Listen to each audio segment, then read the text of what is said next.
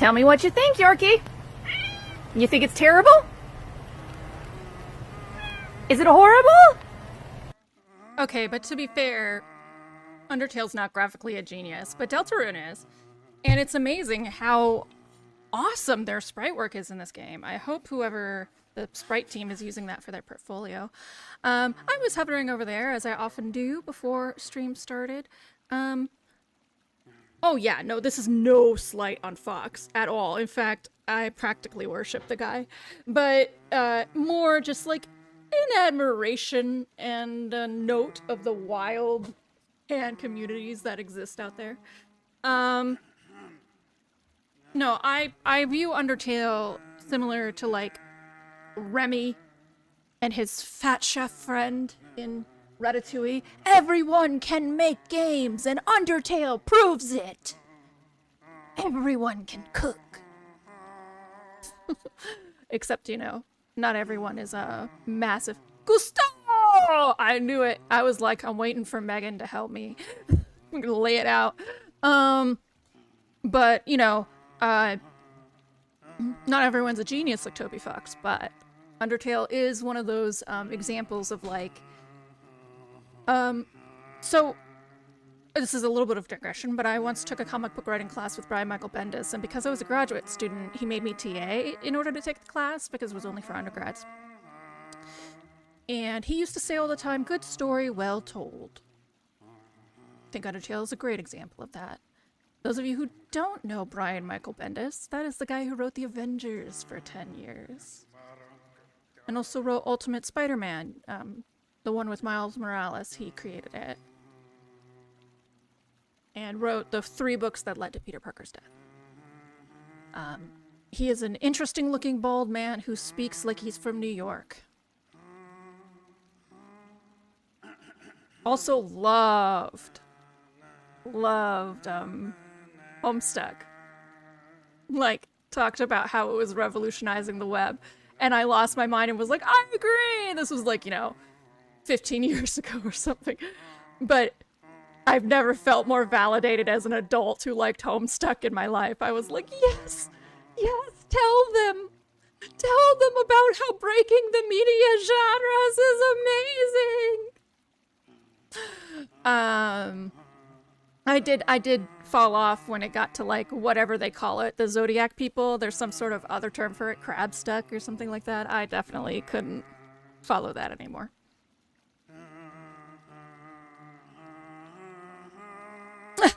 Zem. Pete has died more than a few times. I know, it's the one where he dies permanently though, remember Zem? He doesn't come back because Miles Morales is Spider-Man forever after that.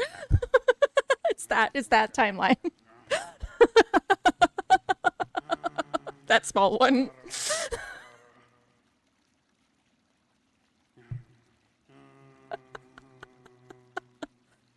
Homestuck. I think it was rough to get into Homestuck after whatever they call the Zodiac branch. That's like 4,000 pages in. I started Homestuck when it was 4,500 pages long. It was like reading fucking Ulysses, for God's sake. Except not, because Ulysses is interesting from page 1, and Homestuck was not. But I was determined, because I had flicked through while going back to the beginning and seen some of the bullshit he does, having characters go into the ad slot, come on top, interact with the ad, and drop into the frame while you're reading the comic. Like, he used the entire webpage, and it was the first time a webcomic really lost its mind like that. I say the first time, it's not necessarily, it was kind of a trend at that time. There was another one that did something similar. However, Hussey really pushed the boundaries. And then it moved into this arc that felt like it was never ending, and I lost track. The ultimate timeline, there is one timeline now, after Cataclysm in Marvel. And that is where Miles Morales is Spider-Man. Any other timelines you can think of as alternate Earth fan fiction.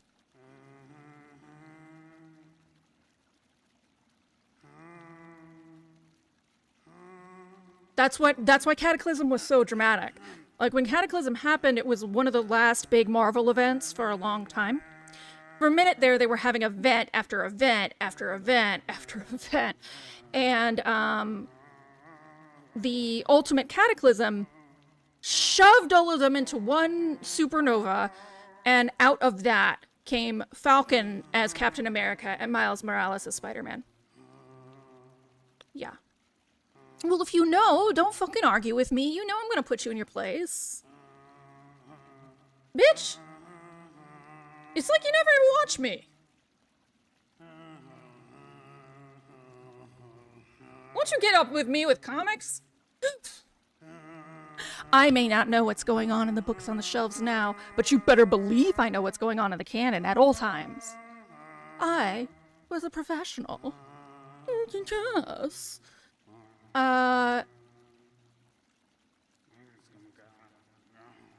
So, few tidbits before we get going. One, there will be adjustments to schedule. That is because Animal Crossing showed up on my alphabet list, and I went, "What the fuck am I gonna do about Animal Crossing?"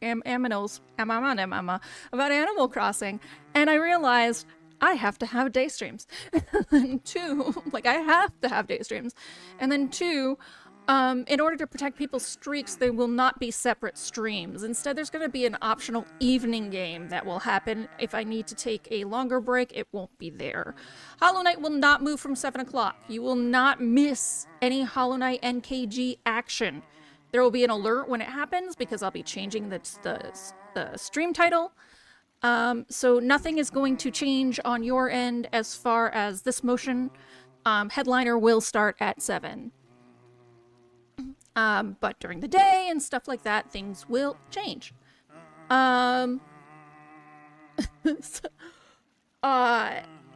So that's one. Two is that in order to make sure that we don't starve, Vic and I, mostly I'm going to be body doubling for him because he has to work. I don't know, you guys, you heard Vic got laid off, but this job is like, you should work as if you're still employed here this whole month. You have to hit all of your SLAs and do all of your stuff as if we didn't lay you off and give you a month. Oh, we hope you get on your feet and have another job, though.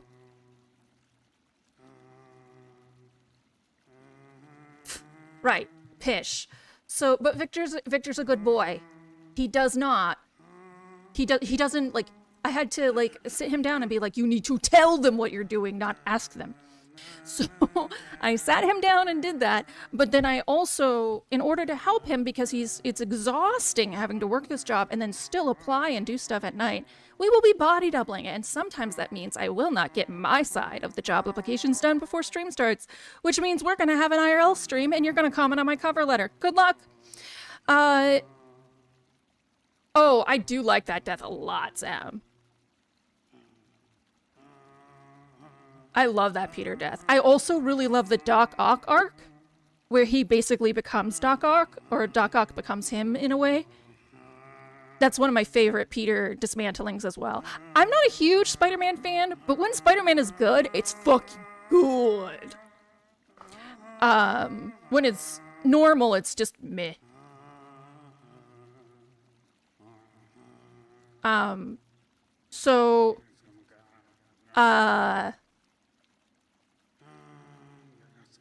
Yeah, so just as a heads up, if you open stream at some odd time and you see a fucking cover letter up there, that's because we're fighting against Victor's the Man. Yeah, I agree. So there's certain... Doc Ock becomes him, thank you. Yeah, because Doc Ock has cancer and there's some sort of like brain switch, but just the way they did it was really, really cool. Superior Spider-Man, yeah. Like they did it super cool. I really loved Superior Spider-Man. I was really into, I'm also just really into Doc Ock in general. I'm into the mad scientist villains. I don't know what that says about me. Just kidding, I know what it says about me. Let's go kill Night King Grim. Oh yeah, also the world isn't dying and Trump didn't carpet bomb Iran yet.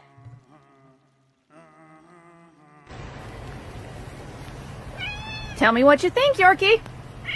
You think it's terrible? Is it horrible?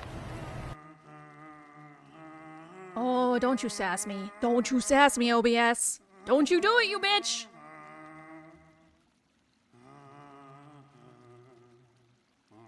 Ha! Thank you, OBS. No, I took. No, I didn't, because I actively was so busy trying to, like, put my life in order because I'm finally healthy after 5 days. But I did, for one day, I didn't look at current events other than to make sure that I could stream because somebody didn't blow up the central cord of broadband. Hold on. Hold on. Hold on. Oh, well, I'm gonna go read it. Let's go find out together, huh? Trump. No, Pentagon. Pentagon threatens the Pope. JD Vance is just gonna have a heart attack one of these days.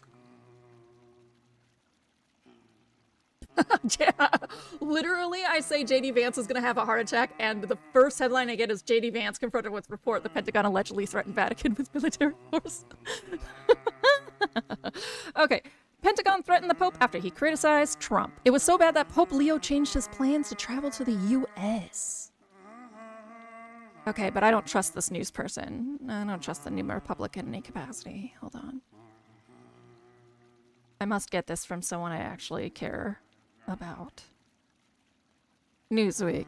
I don't, like, trust Newsweek either, but at least I know Newsweek isn't bullshitting me. U.S. Vice President J.D. Vance said Wednesday he would look into reports that senior Pentagon officials lectured the Vatican's ambassador, leading to the cancellation of a planned visit by Pope Leo XIV. Vance, speaking in Hungary, was asked about reports first shared by the Free Press that claimed Cardinal Christophe Pierre was told in January that the Vatican and the Catholic Church should get on board with the Trump administration's military tactics. I would actually like to talk to Cardinal Christophe Pierre and, frankly, to our people to figure out what actually happened. I think it's always a bad idea to offer an opinion on stories that are unconfirmed and uncorroborated, so I'm not going to do that, says Vance. Except you do that when people die from ice, so...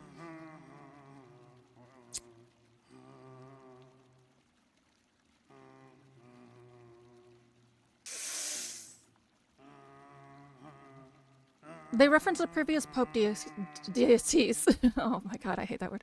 That there was some control of power takeover thing.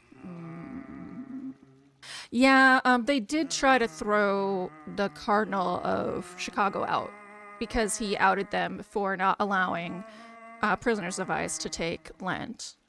Or, not Lent, to take the sacrificial whatever.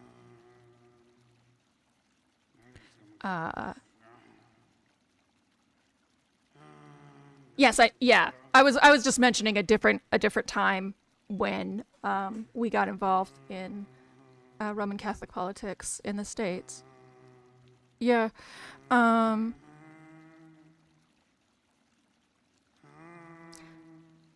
of the times that some a-religious son of a bitch like me is like, yeah, Pope Leo, go! Go, Pope Leo, go! Oh, there's a boopy. There's two of them, but Yorkie's kind of obscured in the back. But, okay. Let's... I'm gonna hide chat, because that's what I do when Hollow Knight's concerned. Chat, go away. You're not welcome here. Bye. Well, actually, please stay. It would be a very boring stream without you. Night King Grim. Megan's like, what? Okay. Night King Grim. Night King Grimmy boy. I still haven't decided what fucking build I want for this. I looked up what, like, the best builds for this are, and I was like, oh, great, I don't have any of that. Ha ha.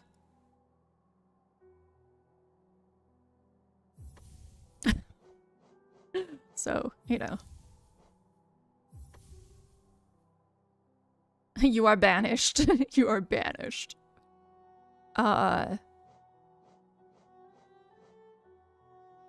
What am I? Chip damage? I guess Stinky for more chip damage? Well, no. Yeah. Because I don't really... So people say that this is broken, and I have no idea. Oh no, I have to use that stupid kid. Is this stupid fucking bullshit, dude? This dude. Bullshit. It's fucking bullshit. You need to get pour spout for your. Oh, you're gonna go full bartender? Go on Amazon. You can buy like 1 million of them for $2. But oh, Jesus Christ. This is what I get for leaving a new Newsweek open. Suddenly someone from the NBA was talking to me. Though, really the key to actually bartending correctly is not a pour spout. I can free pour with a pour spout and get a correct shot size, but that's because I have poured a bottle more than 10,000 times in my life. What you really need to get is a jigger. Pour spouts help with jiggers, of course. They help you pour exactly, but there's absolutely no way that a pour spout is going to make you pour better or lighter or more appropriately than jiggers. People who don't use jiggers in bars that are any better than a dive bar, I am very suspicious of. Or for like drinks other than like any drink that's like higher than a margarita. I love margaritas. I don't think of them as low-class drinks. But any drink that's higher than like a spirit and a mixer or a margarita or Manhattan, right? Any drink that requires a little more finesse, I'm very suspicious if they don't use jiggers. Yeah, you're fine. If you got a jigger, if you just want to make it more smooth, then a pour spout is what you need. But a jigger is, I cannot recommend it enough. The thing I wish more people would get is a fucking crystal stir. Like a long spoon in a crystal carafe to stir. Because a lot of drinks should not be shaken. A lot of drinks should be stirred. Ah, good. Extra dashing. Let's try an inch like Dama told me. Not listening to Dama has hurt me way more in my life than listening to than like getting over myself and listening to Dama. So I need to be listening to Dama. I've known Dama for basically a year and I'm already like, Dama fixes my life.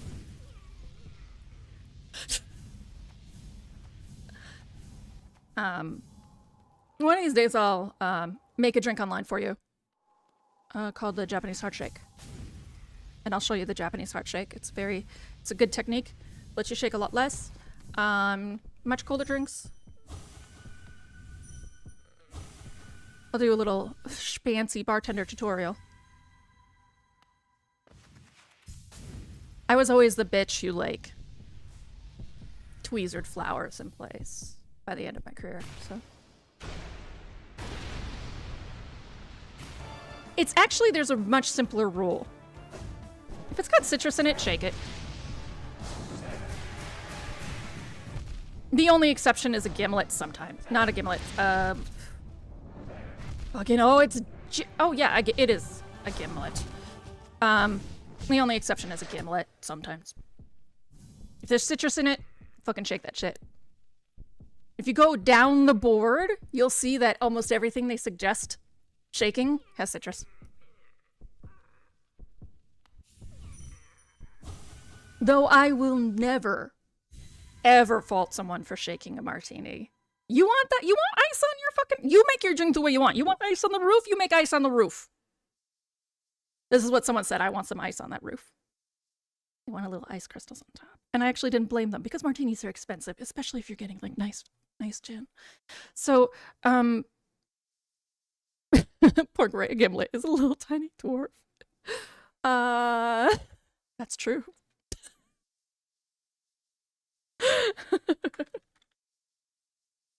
A gimlet is a lime martini. Much like a goblet is a tiny goblet. Yeah, a gimlet is just a lime martini. So, but you're using, make sure to use like roses or some sort of lime cordial, not just lime juice. So it's like, otherwise you have to add simple to it. But yeah, instead of vermouth, it's just gin and lime. Yeah, it's the fucking shit. I've stirred gimlets. I think they're better shaken, but I've stirred them.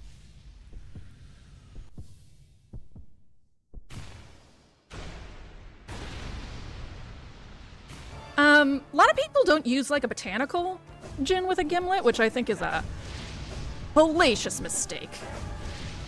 But, you know, what do I know? Just bartending for more than 10 years. You fuckwad. Oh, too slow.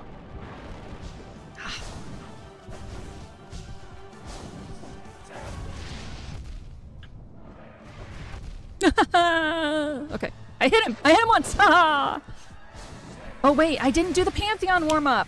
I gotta go do the Pantheon warm-up. Oh my god, for Megan's wedding, I bartended and I bought her so much fucking booze. Like, if she were done with that booze, I would have lost my mind. I would have been like, you guys have a problem. Yeah, I made gin's generally herbal. No. And yes. There are 3 kinds of gin. There's a London Dry, there's a botanical, and there's a Genever. Genevers and London Dries, I mean, yeah, it's made with juniper berries, so there's juniper, but nah, fam. Yeah, Genever, I think, is the best middle road between having a garden in your mouth and tasting alcohol.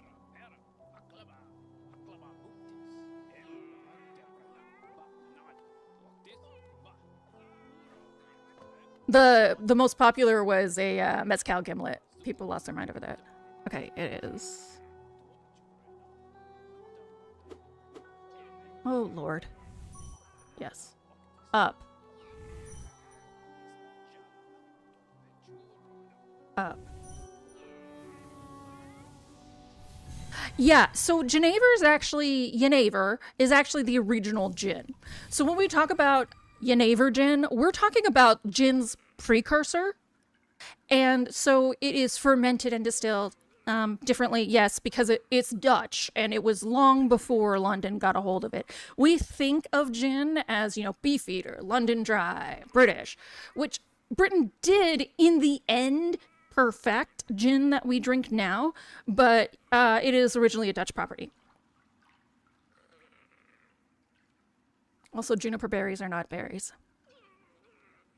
They're technically a type of pine cone.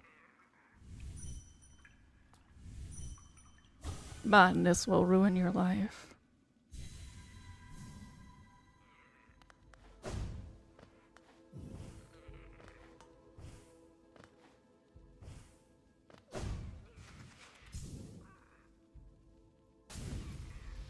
I know. I know. It's a type of pine cone, though.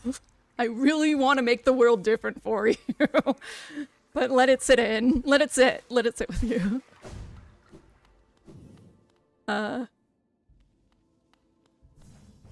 Yeah. Alright. Where am I even going? This isn't the Pantheon. I was like, I'm gonna go to Zote now. This is not the Pantheon.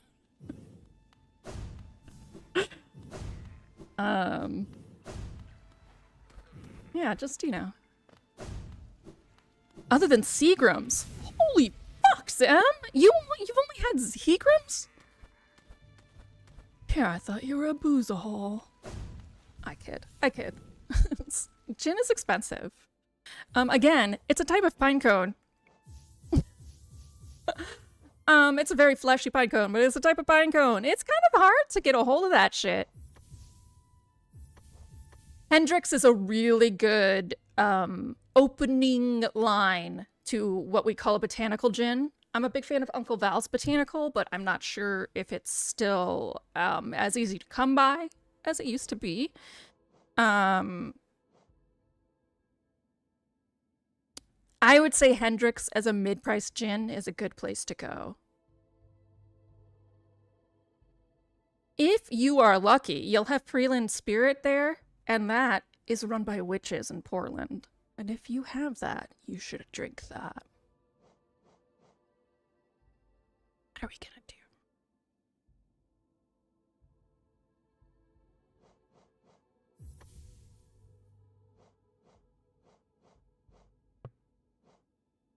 Yeah.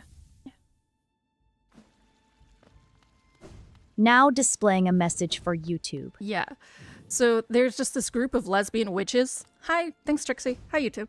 And they just have this gin company. They do whiskey now too. And they had to pull that they were witches off of their website because they were getting bullshit, but you know.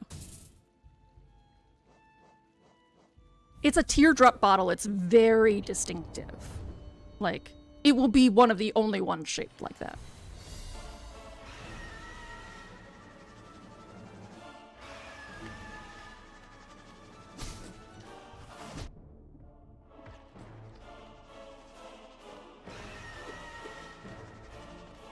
Oh, did I already get hit? Oh, man.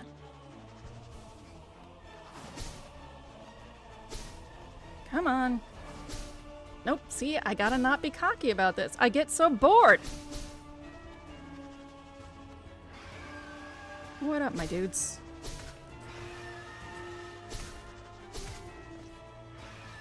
Oh my god, guy!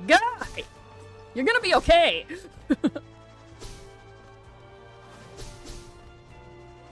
I do really like that Spallone bottle, like the nice little squat one. Any story is better when it starts with there's this group of lesbian witches. I know. The first time I figured out, so I was working in a place called Q, which is a descendant of Veritable Quandary, which is kind of a name in the fancy restaurant sphere. But it was like on the back bar, and my coworker was just like, "Here, it's gay gin." And then I looked at their website, and it was like, "It's gay witch gin." And then we made it our default in all of our gin martinis.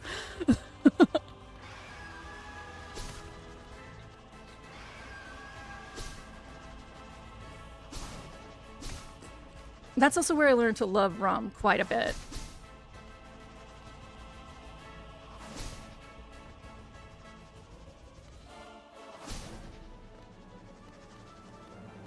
Hey. Hey. Easy there, compadrecito. You're just so cranky today. You're very cranky, Vengefly. Who shat in your Cheerios, my guy? Life is just hard. It's hard for a dude.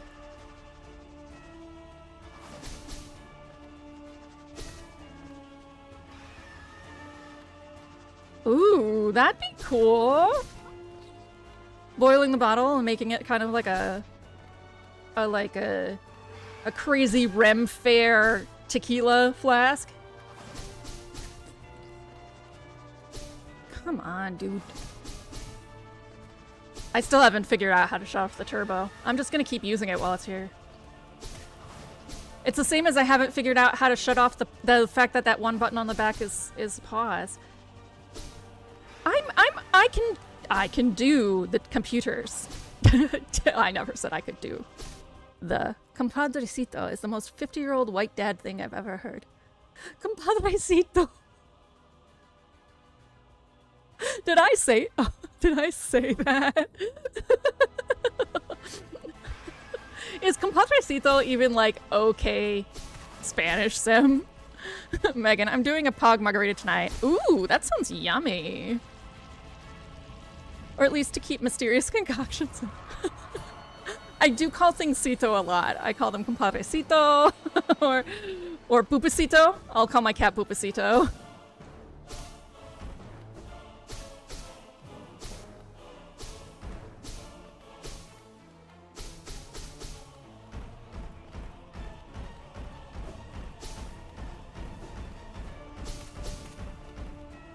Okay, yeah.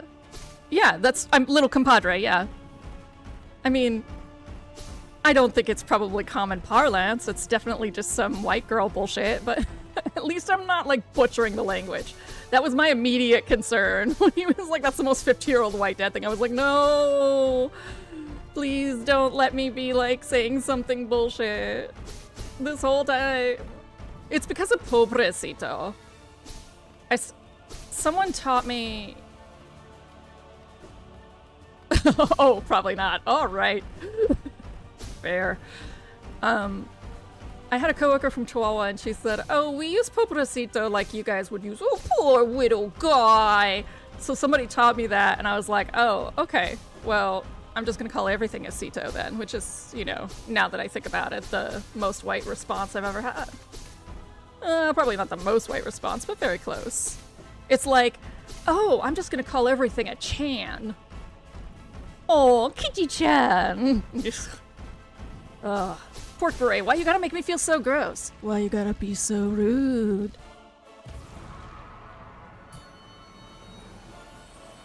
Aw, your grandma does? Okay, that makes me happy to hear.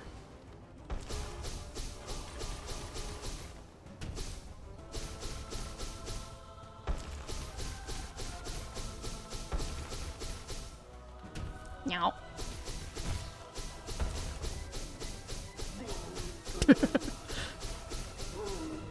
Ah.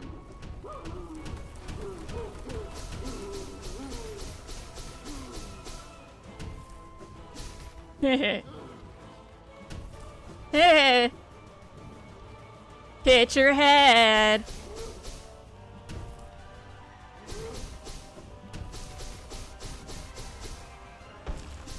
Aw.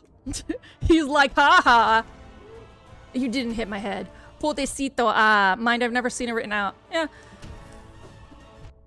I actually have been told before that pobre is probably better than pobre. I couldn't tell you who. Maybe that same coworker from Chihuahua. I grew up in Colorado, so like, despite it seeming extraordinarily white of me, it was much more common to have people like throw Spanish into their sentences out there. Watch me like go into like an existential crisis over compadrecito for like 10 minutes. One of my coworkers calls me Robinicito. That's cute. Also, Sam, don't dox yourself.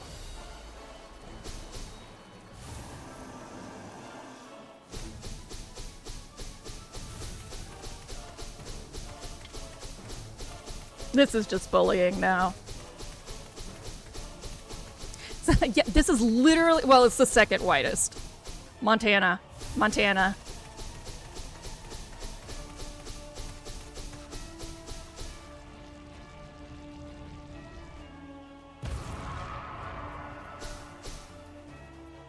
Oh. They were like, you fucking turbo ass cheater.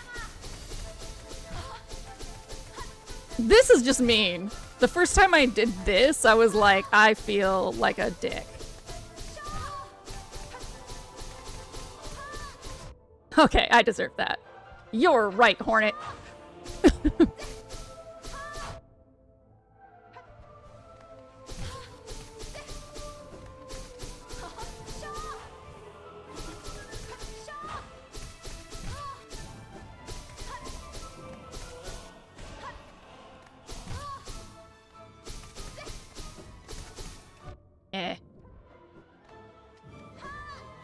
Okay. I guess. Actually, we've gotten quite good. I don't even think we're in the top 5 anymore.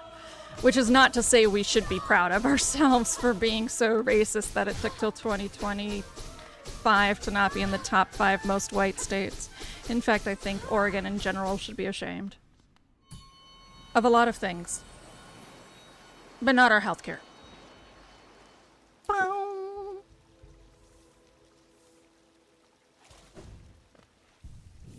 Alright. How likely is it that I'm gonna have full health from now on? Not likely. I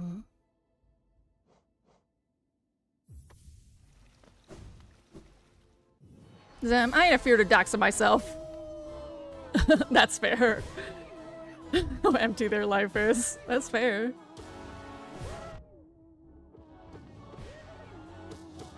To be honest, like, we're so boring, Zam, you and I. Like, I'm always like, when people are like, don't say that, Hildy. And I'm like, well, what the fuck? They're just, what are they gonna find? My cats? Like...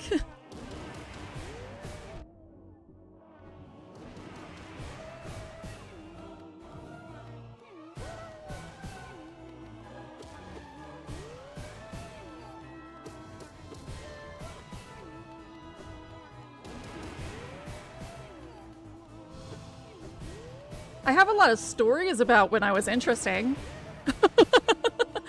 That's what aging is. Becoming an adult, slowly becoming super boring. Theo, you're right there!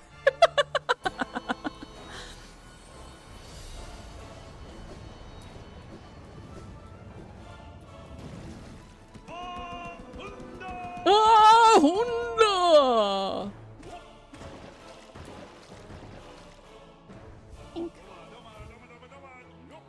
Doma, doma, doma, doma, doma!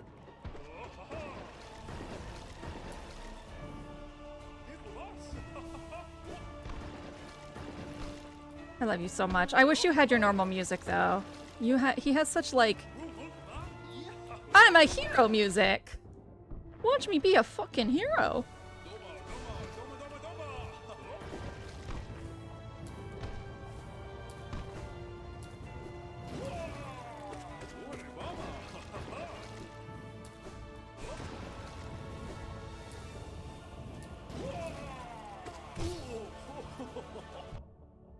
Whatever, bro.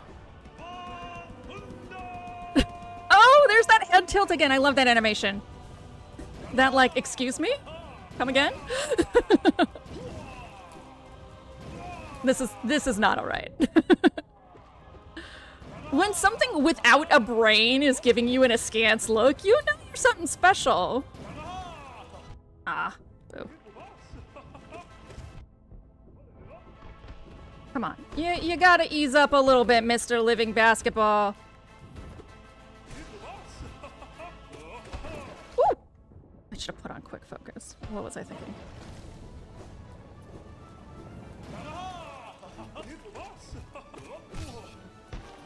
Alright, let's take some time.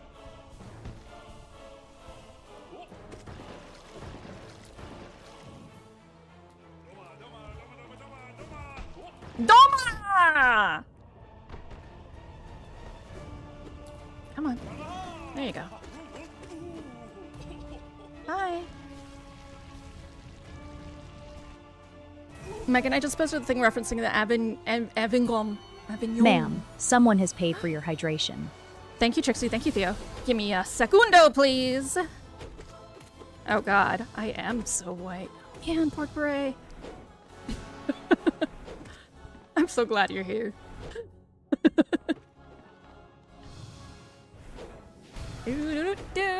No. Oh, you fucking dickhead.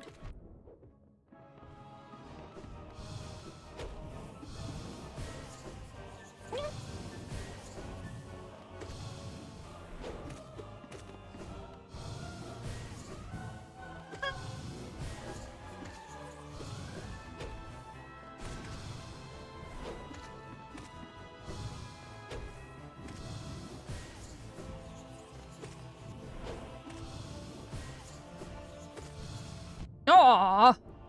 Fuck you! Fuck you and your little fireball! Ah! You little fuck! Ah, you bastard.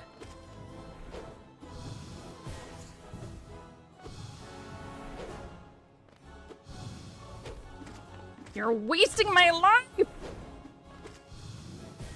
Literally and figuratively! There we go.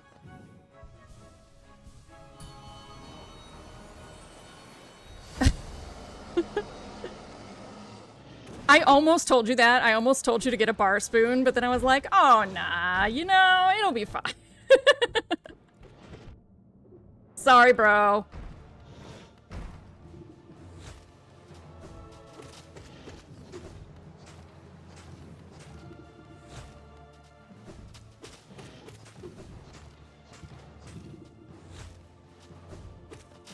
Ah. Don't try and, like, run through the fucking thing. That's my head!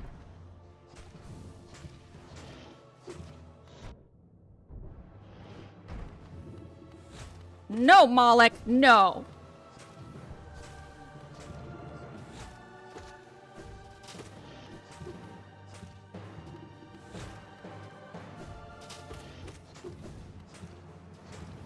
Nope.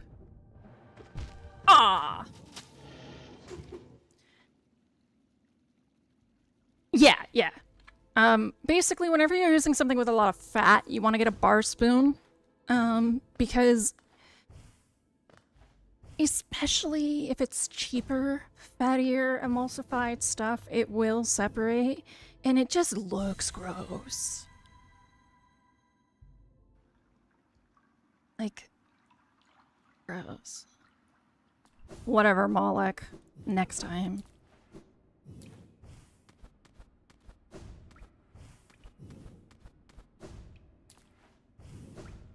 Want to talk about culturally insensitive? When I was younger, we used to do Irish car bombs all the time. And making one, if you do not layer that, you will make someone sick.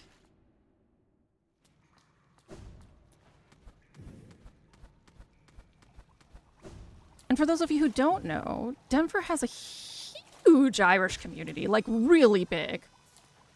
Lots of pubs out there. Don't ask me why. I don't have the answers to some of life's questions.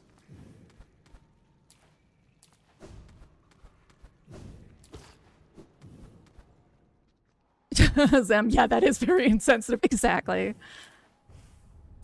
I mean, my first one was poured by an Irishman, so there's only so far I can go with that, but yes, very insensitive. Yeah, there's the black and tan too, yeah. I believe the black and tan has a new name now, though. Like, it had a new name even back then when I was like 23. Y'all remember I'm 40. A long time ago.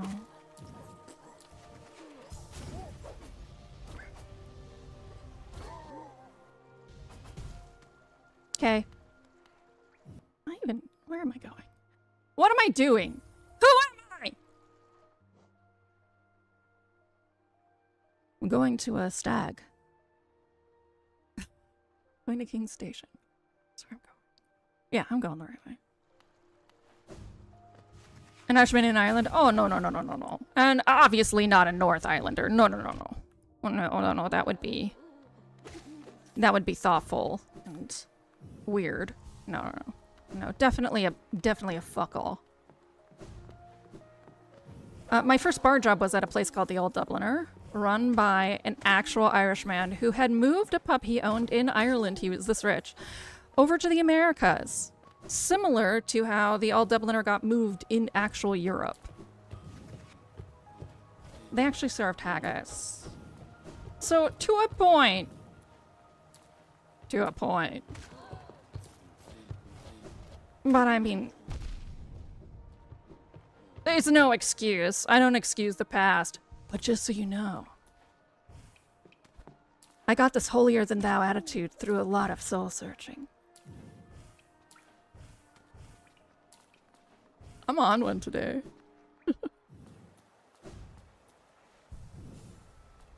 Haggis is not good. It's not good.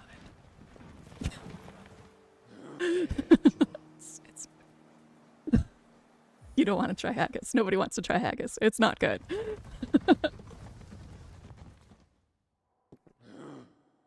I'm definitely not good.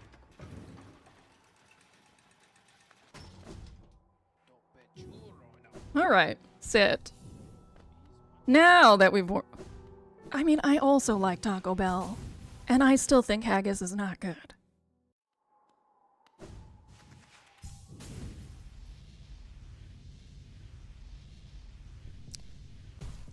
Bro, I put ketchup in cold tortillas and fold them up. And I think haggis is not good.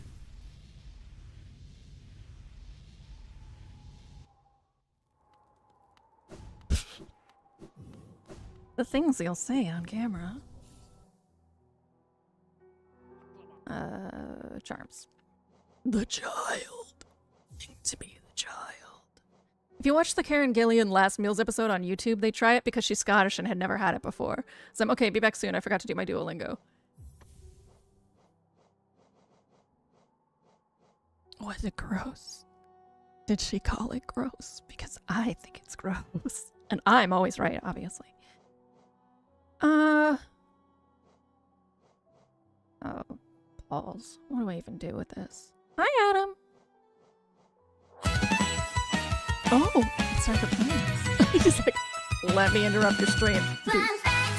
I don't think she liked it. I don't think it's hard. It's hard to like, but it's also hard. It's also hard when you know what it is and you think it's gross anyway. Like I thought, I've eaten all sorts of weird shit. When I was in China, I was eating duck eyeballs and tongues. But like, and I've always been that way. So even back, like when I was a kid, I was raised by second generation Italians who were eating octopi on sticks and other weird bullshit. It's lungs or stomach, and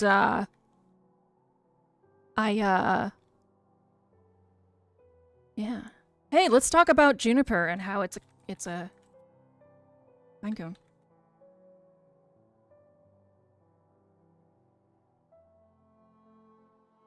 Okay. So, let's talk about arborvitae, Douglas fir, all of this. Let's talk about different types of cones. Let me just get a good picture of this. No, not math cones. Fucking Google. Yeah. No.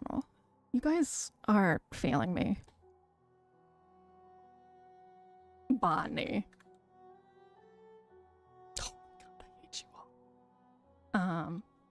Okay. I'm asking, we're gonna have to go to fucking wiki again. Like, sometimes I try to find things on, like, actual websites, and then nobody fucking has it, and I have to be like...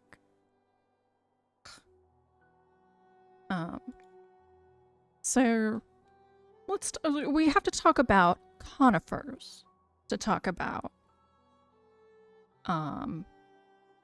cones. Conifers are from a class of plants called gymnosperms, which literally means naked uterus.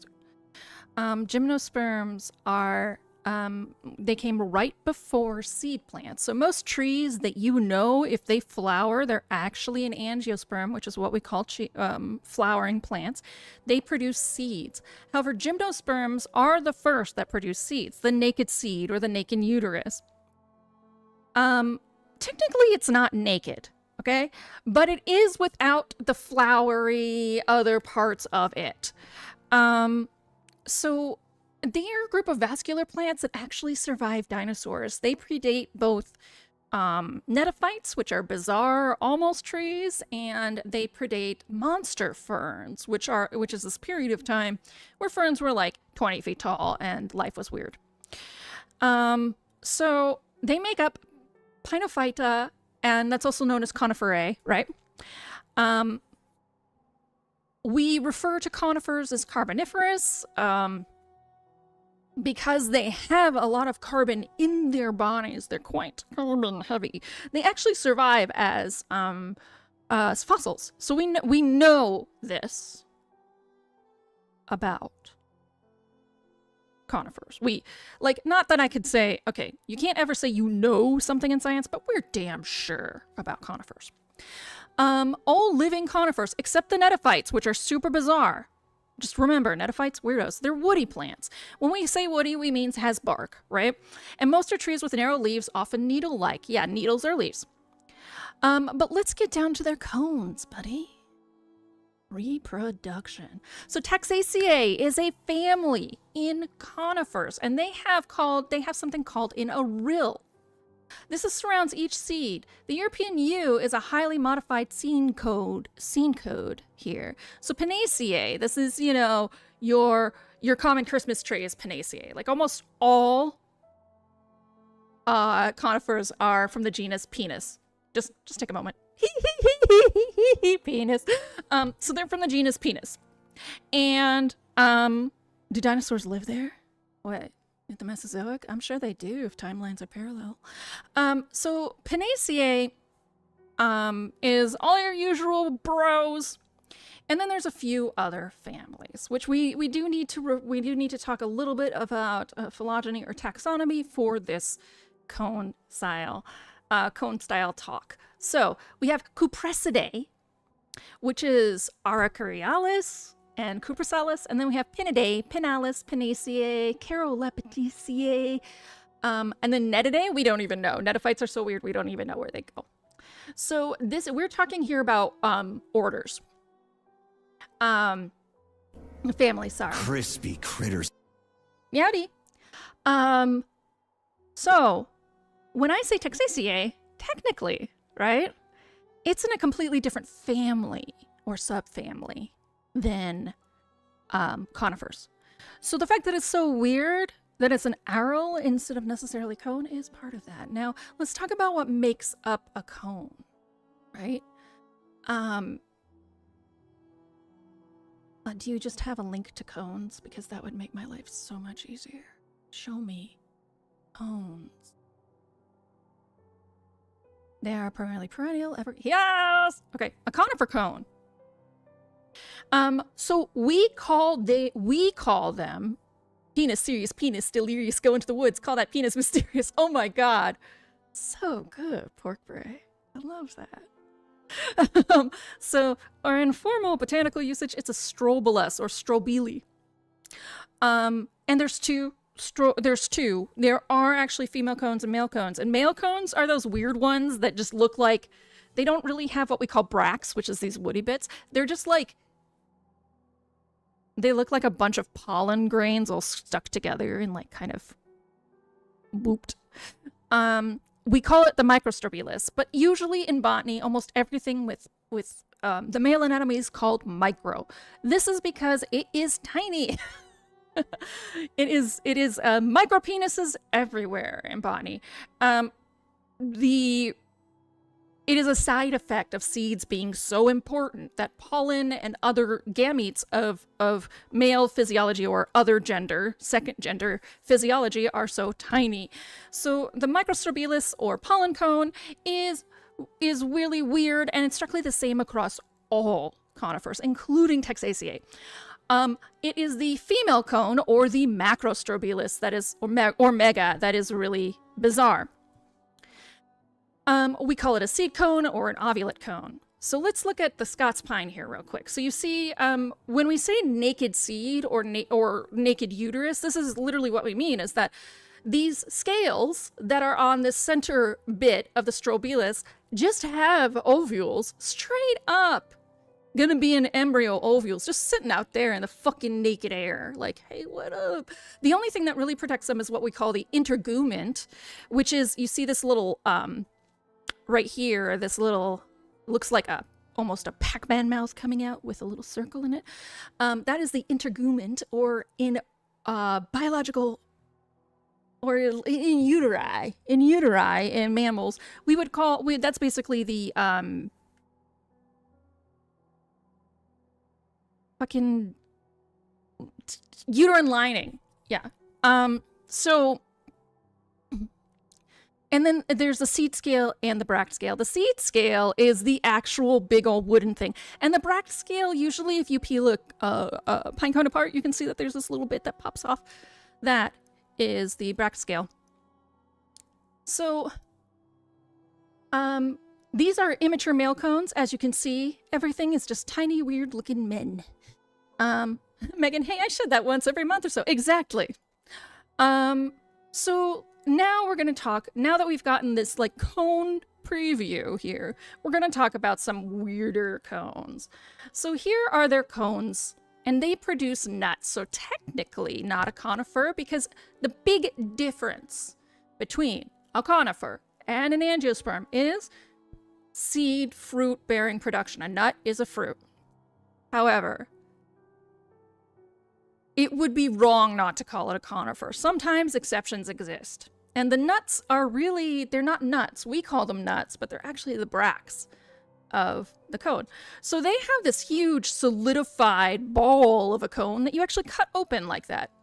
Oricariaceae is thought of as one of the first steps towards seed plants in, well, towards woody angiosperms.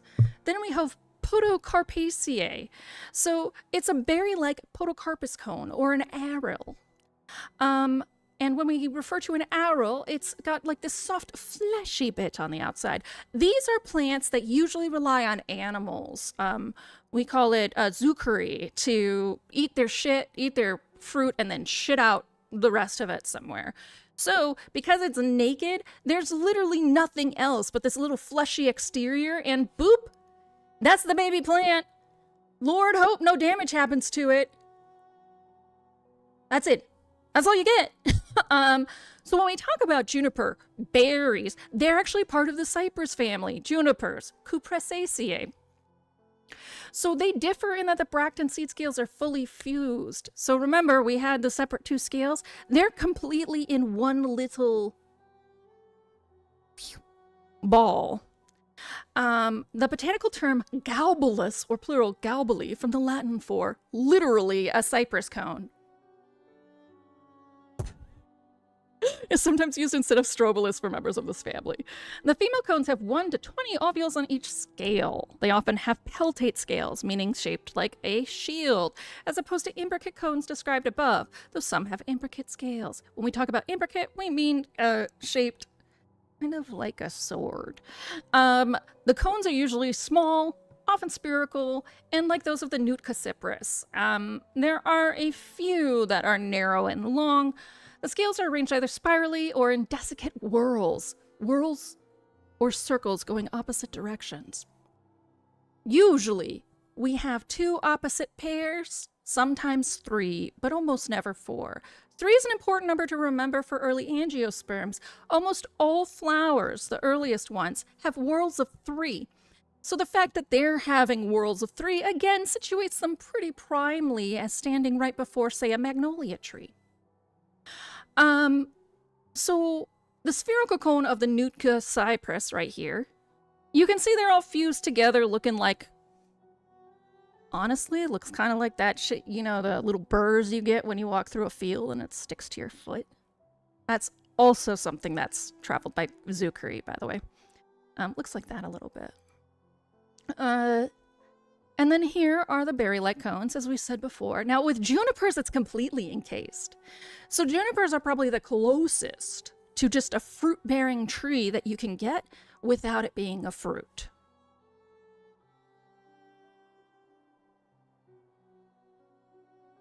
And now you know, gin is technically from pine trees. And cones are really cool.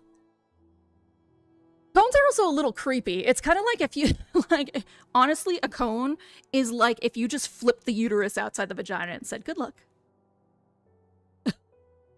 Like, mammals never had a face like that. Plants are just wild. So Taxaceae and Cephalotexaceae and Sciadobitiaceae are big old weirdos. And they have little holes in theirs, and they're just all sort of Megan, I would like to do that sometimes. When we're starting to get, as a closing argument, here is Welwitschia. Welwitschia mirabilis is often called a living fossil because it's one of the netophytes. It's literally the same as like Ginkgo biloba, where it hasn't really changed since a T-Rex looked at it. Actually, I think it dates after the T-Rex, but I digress. So Welwitschia Now displaying a message for YouTube. Looks like this. That's technically a fucking tree, guys. This is why we say netophytes. Go in the corner. Think about yourself. All right, let's go kill things.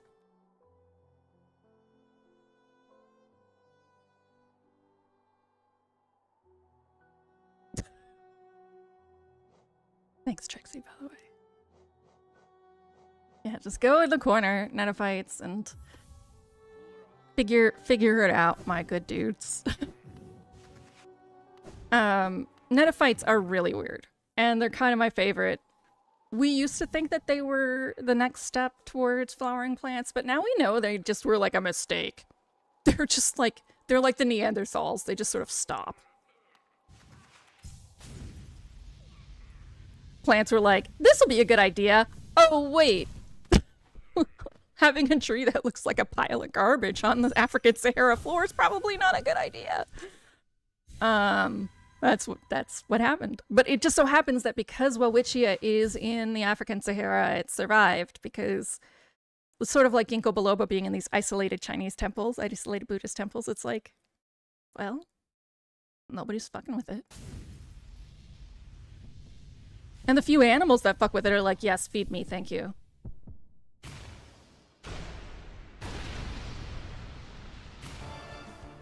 It too is stinky, like ginkgo biloba. Humans really were like, we don't like stinky things. So if a plant smells like death, and it does not at some point in its development, that's probably human intervention. Because we are the ones who like decide that things should smell good.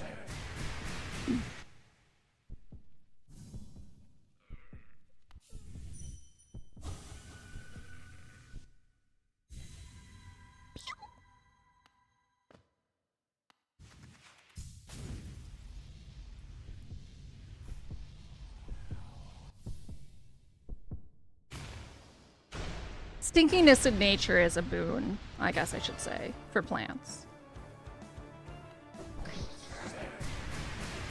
Ah. Self. Woo! Hi! This is gonna be a short one. We'll see. Never say never? Definitely say never.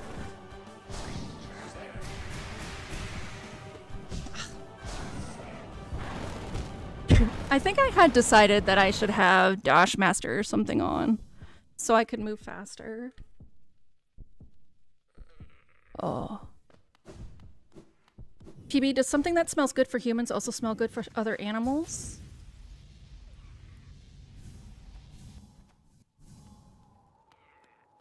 Meat is a trained smell. We think meat smells good because we were trained to think it smells good.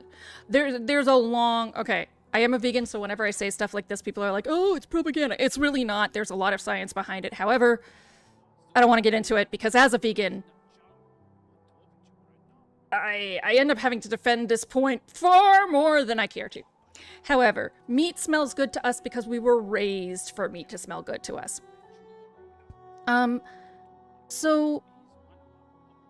tomatoes, like tomato flowers, we can't really smell them that much, but we sort of like their smell, and so do a lot of plants.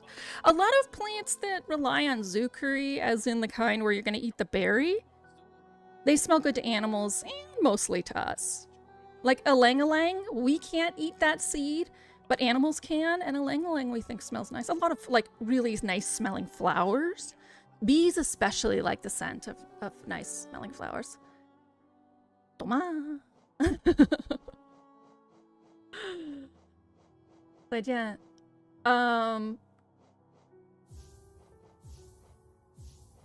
yeah, bees I would say have the more similar smelly to us than for most of the kingdom. What about the reverse? Like, are there smells that don't feel good to humans but other? Oh yes, plenty. Usually rotting. Like there's a fruit called the quince that you really eat once it's starting to rot, and it smells terrible until you cook it. Or until you like cut it up and stuff. Same with durian, right? Animals eat that shit up. There's a couple of flowers, the corpse flower in particular, they're pollinated by ants. Ants love the smell of rotting bodies and trash. I'm talking about a lot of insects, but vultures, a lot of carnivores, they love really gross garbage smell. Birds, some birds, not vultures, like it. Animals are also dumb as heckin'. It's rude. Animals are not that dumb. So good smells are subjective. Yes. Well, in general. So if we want to really talk about the anatomy of smelling, truthfully, I mean, that's probably... How does that make it me heal too, but at a normal rate? Sure. The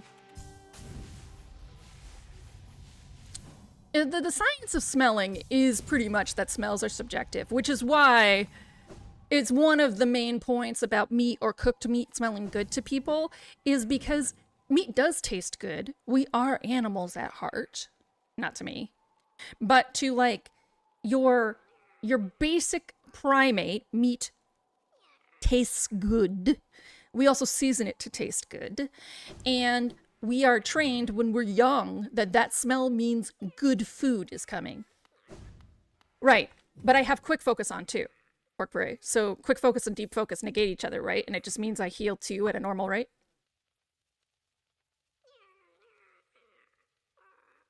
Yes. Yeah, that's what I'm thinking. That's what I'm thinking is, you know, I can sneak in heals here and there, so maybe.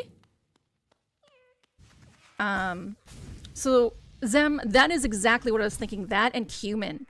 So when I was a kid, I had two, like a kid, I had 2 friends. One who was, where's the last charm? Oh, the one I'm missing?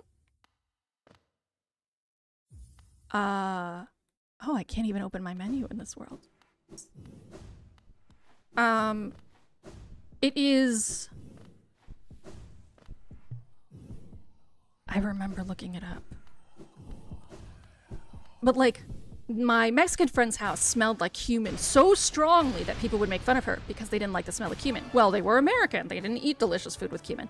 And my Indian friend's house smelled like curry. Again, because they were American and didn't eat delicious curry. I, however, got to eat so much delicious food. It was great.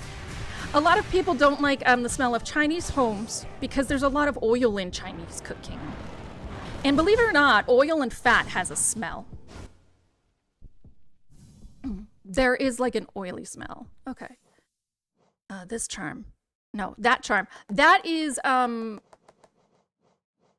charm you get for getting all of your, like, showing up at the door in the abyss, having like 15 blue health bits. Yeah. And sesame oil is a big smell in Japanese households in particular. So in America, I am told that our houses smell like meat and garlic. At least by those same friends when I was a kid. They said we always smelled like meat. My house, I'm very smell sensitive. My house does not smell like anything. But I'm also vegan, so we eat like tofu and shit. I guess sesame oil is probably the closest to like a lingering food smell we have. Actually, let's see this. Yeah, you just heal 2 at a normal rate. I am a genius. Except it's not gonna help me.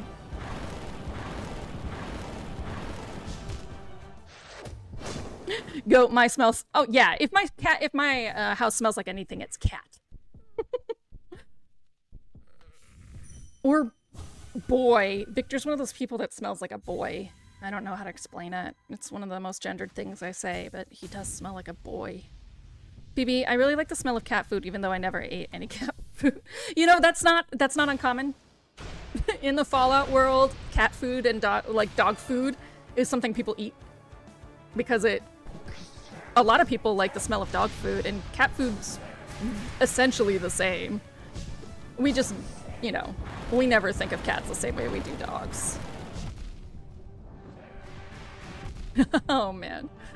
I'm having one of those talkie stream days, so I'm not succeeding in ways where I should.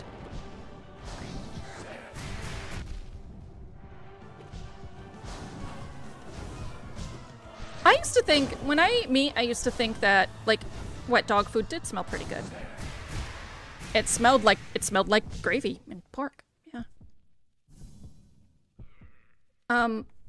Dogs have a really good sense of smell. That's part of it.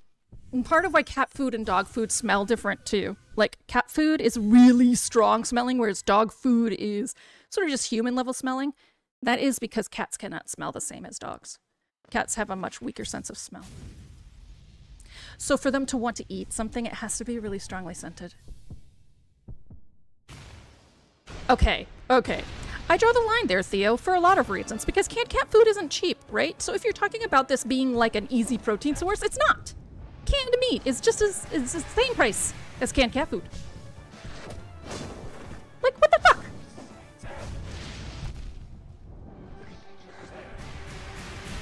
Ugh, my lord.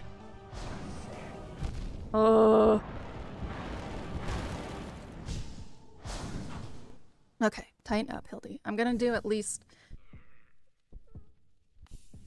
do 5 attempts ignoring chat and focusing. Vic, at least you never have to guess where I'm Vic. That's true. I'm like, oh, Vic was in his room. Smells like boy.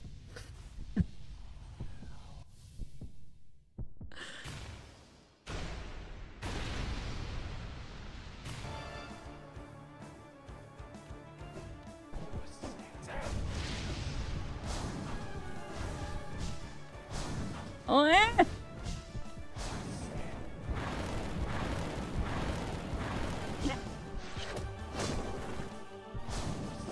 Oh, you little fuckbud.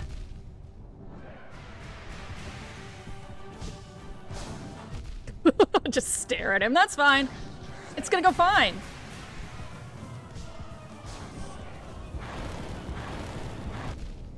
Oh my god. Hey! Hey! I actually am hearing more of the song! That's so cool! I'm hearing the song!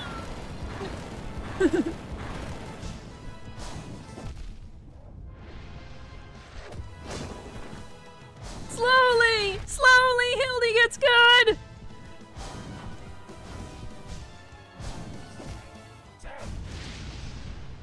I heard so much of the song that time!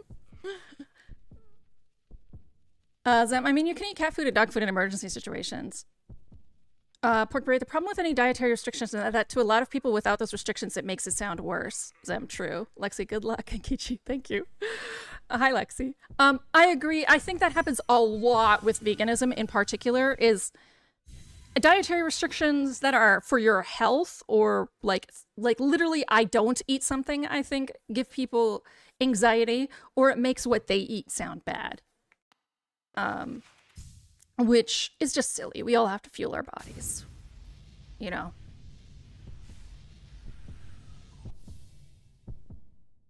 Though I do say if you feel guilty, you probably should eat less meat. Let's fuck this up.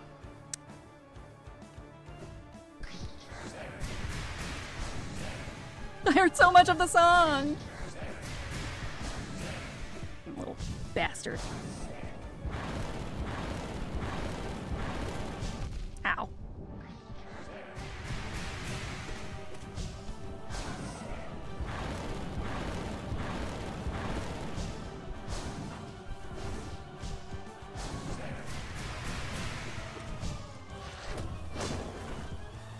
Everybody should eat more veg, myself included. I call myself a junk food vegan. I eat a lot of trash.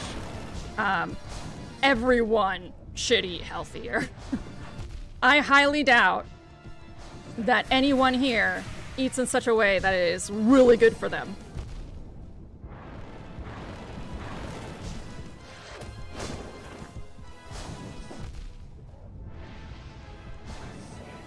Yeah, and PB makes a good point. There is actually science that says that there's people who feel good on a carnivore diet. So before I get all like hoity-toity vegan on you, there is science that also supports all carnivore diets for people. It's just much rarer than people think. Ooh, where am I going? Wrong way. I have to dream nail him first. Guys, do you see how much I'm hitting him? A breakthrough has occurred. I have leveled up slightly. Something that doesn't need gluten being marketed as gluten-free makes it seem like the inferior version of a far more delicious gluten is good.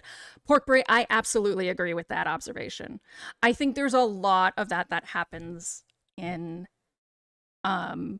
particularly American grocery stores and American food politics and stuff, is we tend to make it sound less good or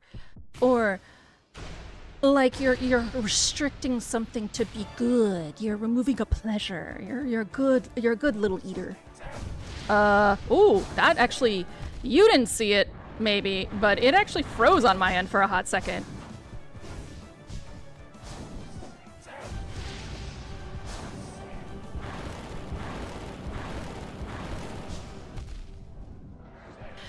I mean, especially American eating, I think in reality, Americans and food, because of the Great Depression, we have a lot of societal food conditioning, and because of the corporatizement of food, there's a lot of messaging about eating that happens.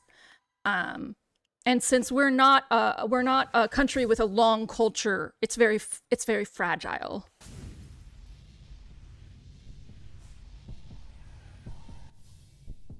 Yeah, but PB, this is where being Canadian and also being Bangladeshi makes a huge difference. Because we're taught from the get-go that dieting or not eating like other Americans is like restricting yourself or hurting yourself in some way.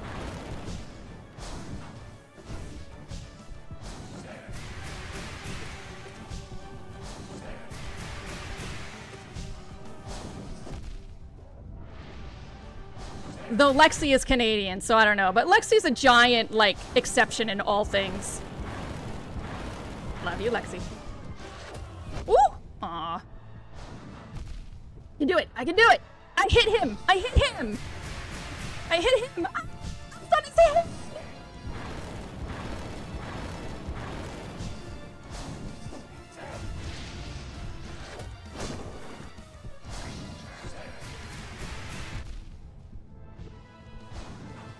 Oh. It's on his head! Progress! Megan, the amount of times I was discouraged from making vegan desserts at the restaurant because people wouldn't eat them was astounding. Lexi, is the thrill of the forbidden that only makes food taste good? I'll only eat something if you tell me I shouldn't. PB, yeah, I understand. I was just offering the perspective so it could be used to oppose that conditioning of it. I agree, and I should read PB's full statement because we should have that perspective out there. So PB said, for me personally, when I left things out that were making me sick, I started to feel better, and so it's not feeling like a restriction. Eating the wrong thing and getting sick feels more restricting. Zem, yeah, dieting in media is often said with like a sad or downtrodden tone, or any sort of limitation. Like, ma'am, someone has paid for your hydration. Oh, you're right, Theo, I forgot.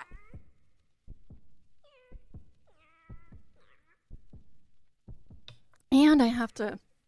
It seems someone is worried about your posture, ma'am. You guys see those subtitles? I love those subtitles.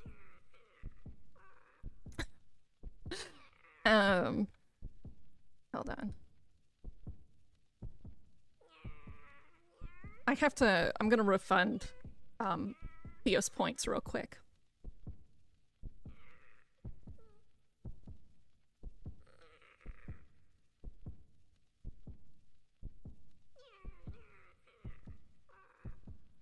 If I can figure it out, which maybe I can't. Theo, when I can figure it out, I will refund your points. When I have time to think about it. Because I feel... Have I already done this? No. Because you deserve those points back. Yeah. I think that's, you know, when I tell people, oh, I'm vegan, the first thing they say is, oh, so you don't eat bacon? Like, the buttheads, right?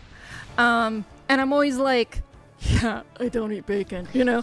Like, what is it about just not eating something that makes it so sad for you, you know?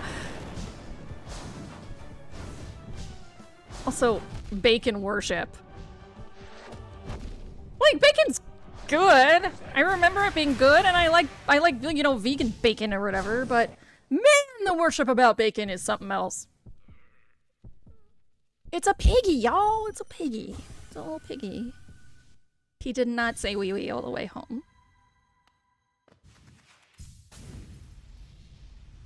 PB, yeah, that's it. Oh, shit. What just happened? Hold on.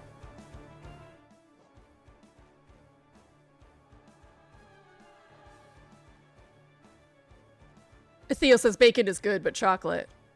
Zem, did you clear out my queue? Yeah. Okay. No, Zem was being a good mod. he was doing mod shit. Theo, this is fine. Lexi, the epic bacon obsession is a very 2010s thing. I do think so. Yeah, you're right. It's a very teens thing. No, Zem, it's fine. Totally. I'm such a slacker about redeems. I never like acknowledge them. So Part of the reason I gave Zem the hammer was because I was like, you know, PB's here all the time, but PB streams, so she can't always give full attention. Zem, you're here giving your attention. I need help. Pork brie, I enjoy bacon well enough, but the exaltation of bacon is crazy, especially when cheese exists. Oh no. I did like cheese. I never liked the smell of cheese. I like the smell of like provolone or parmesan, but most cheeses they smell oily. Megan's old restaurant, there's this Greek thing where you light sheep's cheese on fire after breading it. Oh man, so good.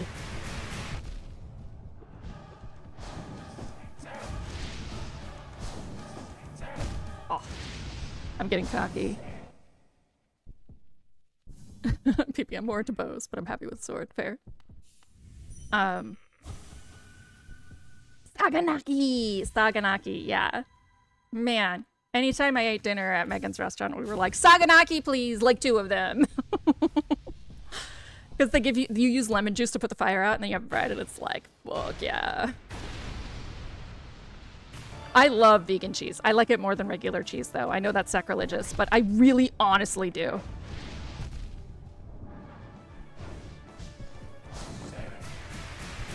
And not back in the day, though. Like, this is definitely the modern vegan cheese.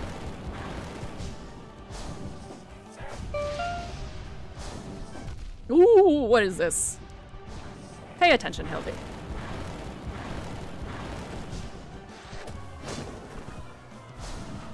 God, you fucker.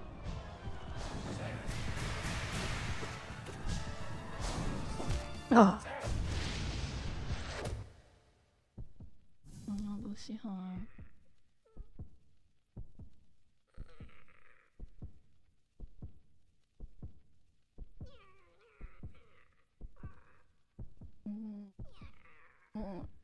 Are you saying you don't like to eat cheese? The last 4 characters has been a minute since I've seen it.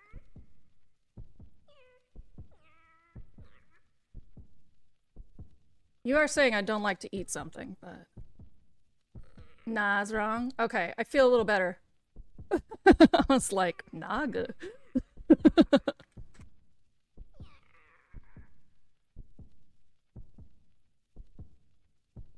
Yeah. I was like, it says cheese, but Naga. I was like, okay.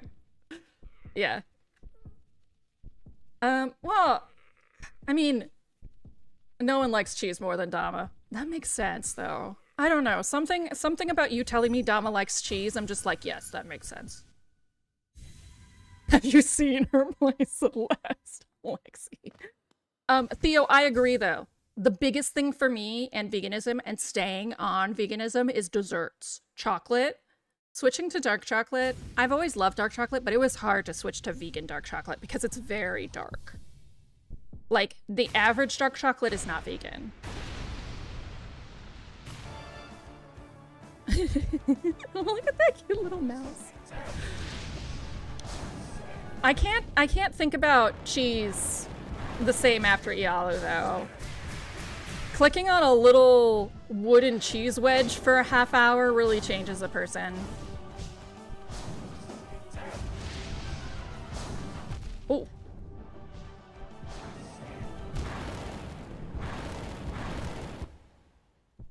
Adam, vegan candy's the shit.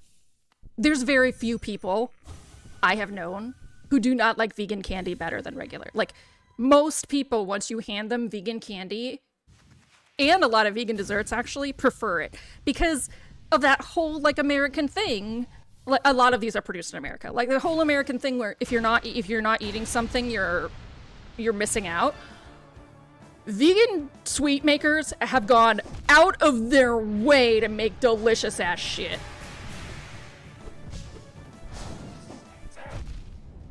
Oh, for the love of God. Was it just a one-time thing? It was a one-time thing. My glory was short-lived.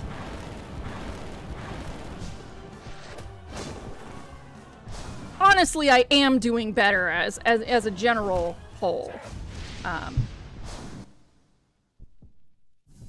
I am doing much better. Feels really good, though I don't think tonight is going to be the night to beat him. I think we're going to switch over to... Yes, it is like the mask response where they get mad at you for not living your best life. Exactly. So you gotta like it's just a lot, like, all I can tell you is I've had so many of Megan's desserts, vegan and not vegan, and her vegan desserts are the best, even before I was vegan.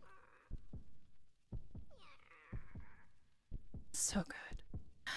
We're gonna switch over to 9 Years of Shadows, I think. I'm really satisfied with progress today. I hit him a couple times. We're gonna sneak into break time real quick. It shouldn't be that long. Be right back. Oh my god, Megan is so good. Megan is so good at baking. Does anybody else bake? What are your specialties? I love bakers. Tell me what you think, Yorkie. You think it's terrible? Is it horrible?